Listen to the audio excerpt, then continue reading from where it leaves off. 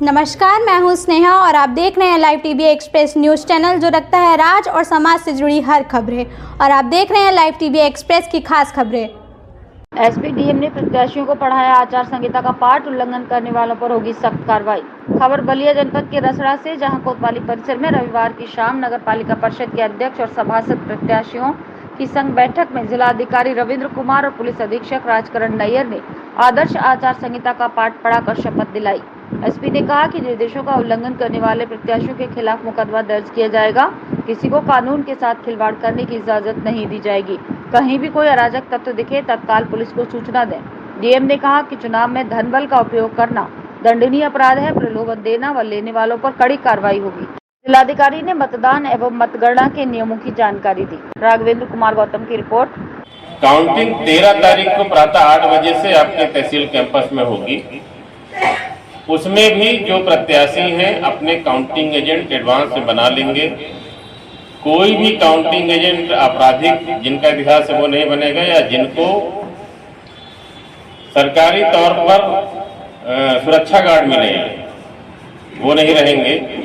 तो अपने निर्वाचन अधिकारी को समय रहते हुए काउंटिंग एजेंट का आप प्रपत्र दे दीजिएगा ताकि समय से आपके काउंटिंग एजेंट बन सके। प्रातः 8 बजे से काउंटिंग शुरू होगी। काउंटिंग में भी पूरी निष्पक्षता से काउंटिंग होगी। कहीं कोई समस्या है तो आप काउंटिंग पार्टी को बता सकते हैं कि साहब इस बैलेट पेपर हमें शंका है और इसको हमें दोबारा दिखा दिया जाए। लेकिन किसी भी प्रकार के विवाद करने की स्थिति नहीं बनेगी। हम आपको पूरी तरीके से, जब तक आप संतुष्ट नहीं हो जाएंगे वो राउंड में, तब तक उस राउंड में आपको अधिकार है कि आप बोल सकते हैं। वहां जो काउंटिंग सुपरवाइजर है, इस आशय के निर्देश हमने सभी काउंटिंग सुपरवाइजर को दिए हैं। और उसके बाद हम आपकी संतुष्टि का साइन भी लेंगे कि हाँ, अब इस राउंड की काउंटिंग से हम पूरी तरीके से संतुष्ट हैं। ये आपके काउंटिंग एजेंट को वहां साइन भी करना होगा। तो हम चाहे वो मतदान की प्रक्रिया हो और चाहे काउंटिंग की प्रक्रिया हो, पूरी तरीके से निष्पक्ष और पारदर्शी तरीके से कराएंगे।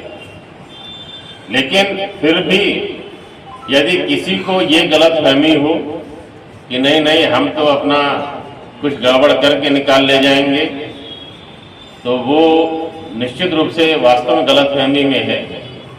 जो भी कठोरतम कार्रवाई होगी, चाहे वो मतदान के दिन हो चाहे मतगणना के दिन, अगर किसी ने कुछ भी गलत करने की कोशिश की, बहुत ही कठोर कार्रवाई की जाएगी।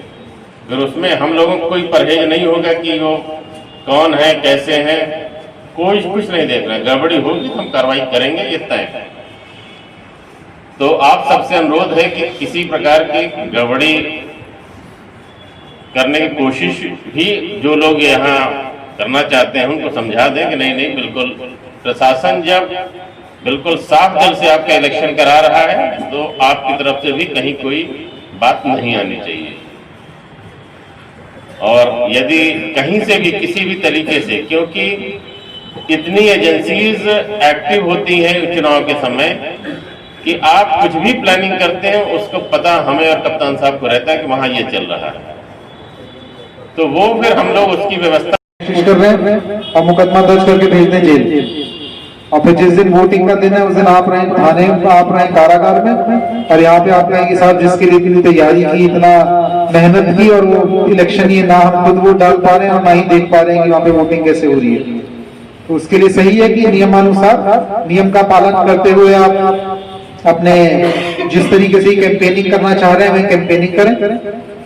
दूसरा, किसी के मन में यदि यह भ्रम हो कि कुछ नहीं होगा और यदि पकड़े गए तो हम फलाने को जानते हैं और इनसे फोन करवा करके अपने आप को मैनेज करके किसी तरह बचा लेंगे, तो वो गलतफहमी भी यहाँ छोड़ जाइएगा कि सुनने वाले हम दोनों किसी की है नहीं। जो नियम कहती है, जो किताब कहती है, उस हिसाब से कार्य होगा। जो सही है वह सही है, जो गलत है वह गलत है। और जो सही में बाधा बनने की कोशिश करेगा उसकी एक ही जगह हुआ जिला जेल बलिया, और वहां आराम से पहुंचाएंगे, उसके लिए निश्चिंत रहे।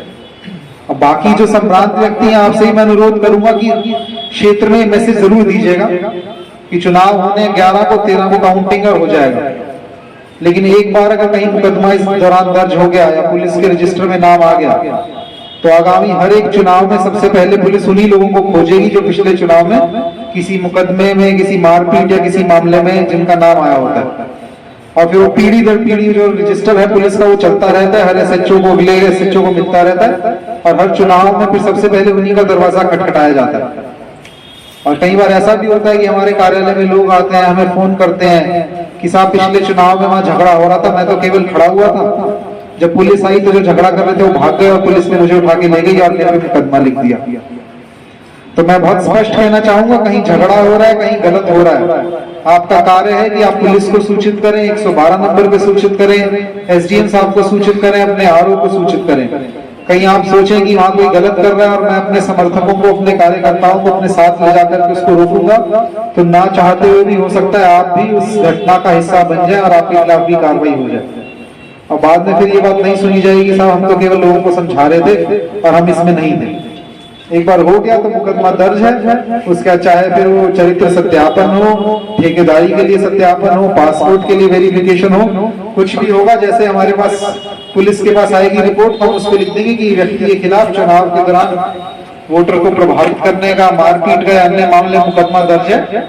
इनके चरित्र की संस्तुति बिल्कुल नहीं की जाती।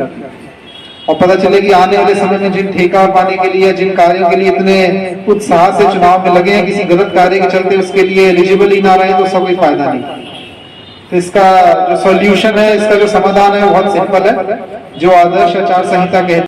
तो ये थी live TV express news channel की कुछ खास खबरें। इसी तरह चुनिंदा खबरों से रूबरू होने के लिए देखते रहिए live TV express news channel.